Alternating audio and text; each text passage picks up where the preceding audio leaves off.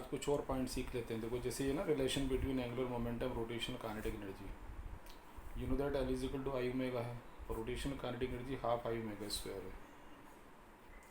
इसमें मैंने आई से मल्टीप्लाई डिवाइड कर दिया, वाई स्क्वायर बन गया। इसको लिख दिया आई ओमेगा स्क्वायर, और आई ओमेगा की जगह एल, ये रिलेशन बन गया। ऐसा रिलेशन आपने लीनियर में भी किया था, वहाँ पर जब आपने बनाया था ना, तो के is equal to P square upon 2m आया था, तो पी की जगह एल दिया तो हो गया, और तो कुछ भी नहीं। अब जैसे क्वेश्चन बना frequency of rotation of a body is doubled, find the new angular momentum. कब? If I remain same and I also double.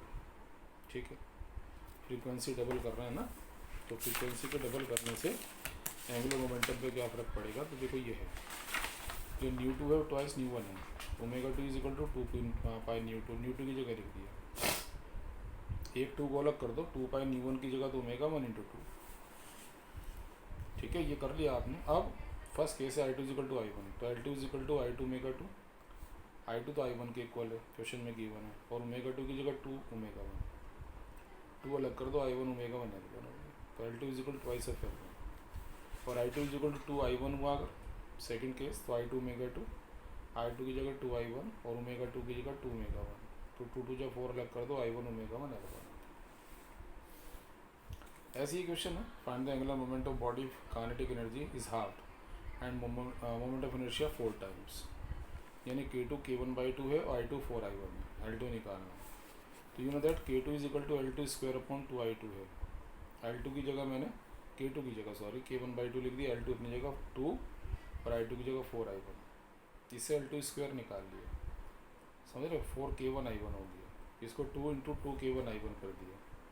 अब आप देखो K1 is equal to L1 square upon 2I1 है, तो L1 स्क्वायर 2K1I1, तो इसकी जगह L1 square लिख दिया, तो L2 is equal to root 2 L1 आ गया।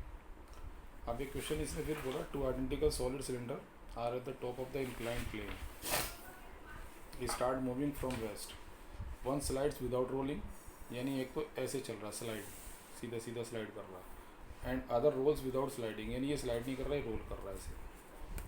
If there is no loss of energy find which has the largest speed the foot of the plane, ये दिखा दें मैंने।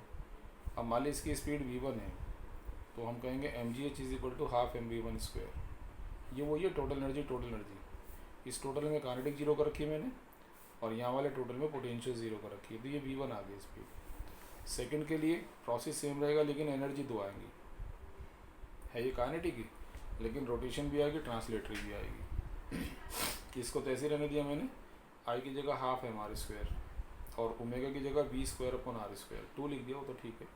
सॉल्व कर लिया, ये निकल के ये 4/3 GH आया 1.33, तो 1/2 है ना, और ये 1.33 है, तो v1 ज़्यादा है v2 से। अगर किसी इंस्टेंट पर निकालना हो, मान लिया आप कहते हैं साहब यहाँ निकालो इसकी स्पीड, तो कोई नहीं, यहाँ से ना आप हाइट h1 ले लो, ऐसी दूसरे के लिए भी h1 होगी, बस फ़र्क इतना होगा, जहाँ मैं h लिख रहा था वहाँ h1 लिख देना, बाकी उसी तरह से आंसर आ जाएगा, और स्पीड अभी भी पहले वाले की ज़्यादा होगी। ठीक है, एक क्वेश्चन भी सारे कॉन्सेप्चुअल क्वेश्चन से ही।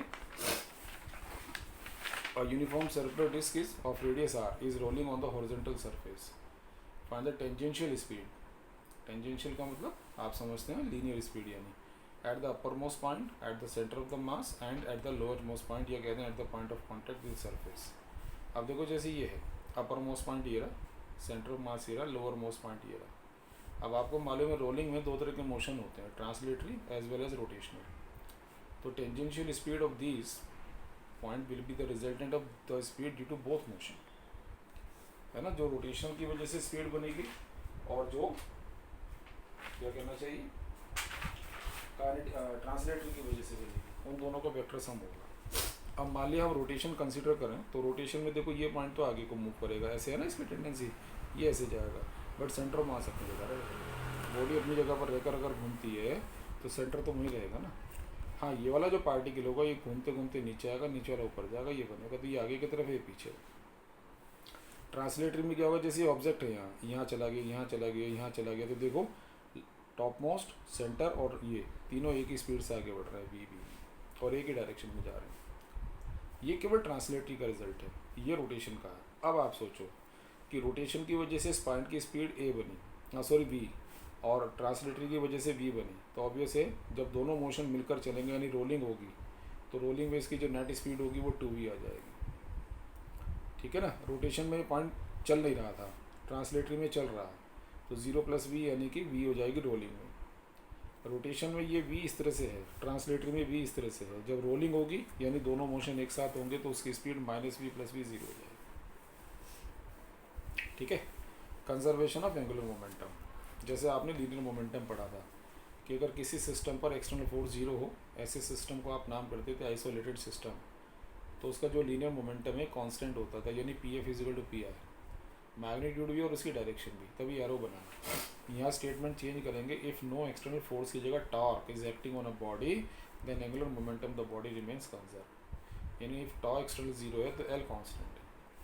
अब प्रूफ कैसे करेंगे, आपको ये रिलेशन मालूम ही है।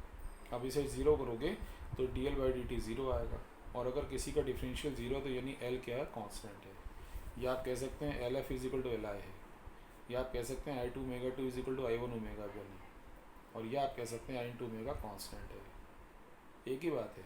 कॉन्सेप्चुअल क्वेश्चन में ये इस्तेमाल होगा, न्यूमेरिकल में ये इस्तेमाल होगा। अब जैसे मैं मालूम है I ω कांस्टेंट है, तो इसमें भी रिलेशन में दिखाई दे रहा कि किसी वजह से अगर I की वैल्यू ज़्यादा होती है तो ओमेगा उसी रेशो में कम हो जाएगा। जैसे ये डबल होगा तो हाफ हो जाएगा, तभी तो मल्टीप्लाई कांस्टेंट आएगा। उल्टा सोचो, अगर I कम होगा तो ओमेगा बढ़ जाएगा। ठीक है ना, ओमेगा बढ़ जाएगा। तो इस तरह से ये रिलेशन तुम्हें काम आने वाला है। जैसे आपने क्या किया, एक कोई स्ट्रिंग ले ली, रस्सी ले ली, उसमें एक पार्टिकल बांध दिया और घुमाने लग गया आप। घुमाते घुमाते ये जो स्ट्रिंग है इसको धीरे धीरे अपने हाथ पर लपेटना शुरू करोगे तो ये पार्टिकल धीरे धीरे पास आना शुरू हो जाएगा। और आप नोटिस करते हो जब भी क्लोज आ जाता तो वो रस्सी हमारे हाथ पर तेज़ी से घूमती है। वो कह रहे समझाओ कैसे भाई, तो आप कहेंगे सर इसके अबाउट घूम रही है, फिंगर हमारी यहाँ इसके अबाउट हम घुमा रहे हैं। पहले डिस्टेंस ज़्यादा था, I = mr² होता है, डिस्टेंस ज़्यादा होगा तो I ज़्यादा होगा, ओमेगा कम था। फिर आप थोड़ा करीब ले आए, हाथ पर लपेटा उसको, डिस्टेंस कम हो गया, I कम हुआ, ओमेगा बढ़ गया, और कम हुआ और ओमेगा बढ़ा, डिस्टेंस और कम हुआ और बढ़ा। तो जैसे जैसे इसको पास ला रहे हैं हम लोग, वैसे वैसे हम क्या नोटिस कर रहे हैं कि R कम हो रहा है, जिससे I कम हो रहा है, ओमेगा बढ़ रहा है, और ओमेगा बढ़ेगा तो रस्सी तेजी से घूमेगी। इसी तरीके से जैसे कोई डाइवर होता है ना, जब वो स्विमिंग पूल में डाई करता है तो अगर वो अपनी बॉडी को बिल्कुल फ्लैट रखे तो वो सीधा गिरता है, लेकिन जब वो बॉडी को ऐसे मोड़ लेता है, यूँ मोड़ लेता है वो अपनी बॉडी को, तो उसकी ज़्यादातर जो मास है वो सेंटर के आसपास आ जाता है, यानी कि डिस्टेंस कम होने की वजह से उसका I कम हो जाता है। समझो। और जब I कम होगा तो ओमेगा बढ़ेगा तो वो घूमते हुए नीचे गिरता है, फिर जिसको सोमरसॉल्ट कहते हैं आप। ये बहुत सारे एग्जांपल आप ऐसे दे सकते हो समझाने के लिए, है ना। अब इसी में जैसे इसने क्वेश्चन आपसे कहा कि diameter of earth is reduce to half keeping the mass same, find the length of day. Diameter को मैंने पहले से हाफ किया तो रेडियस भी हाफ ही होगी, मास सेम है, कोई एक्सटर्नल टॉर्क लग गया है, L constant, I2 ω2 I1 ω1।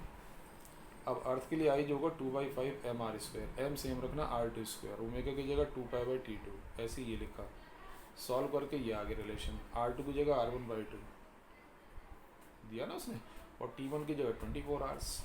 Solve कर लो, 6 आवर्स का डे आ जाएगा। अब इसी क्वेश्चन को उसने ऐसे बोला, volume of earth is reduce to 1/64, तो फाइंड लेंथ ऑफ डे। इस बार उसने ना रेडियस के बारे में जिक्र नहीं किया, जैसे वहाँ डायमीटर हाफ किया था, बट इससे आ जाएगा। देखो V2 = 1/64 V1 रखा हमने, 4/3 πr2³ 1/64 4/3, और इससे R2 = R1/4 आ गया। बस अब क्वेश्चन पहले की तरीके से, और वैसे तुम T निकालोगे 1.5 आवर्स से।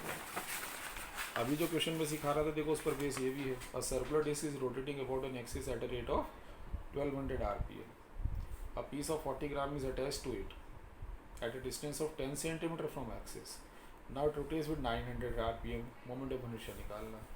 अब देखो जो पहला rpm है वो न्यू1 है, उससे ω1 निकाला मैंने, rps में कन्वर्ट कर लेना उसे 60 से।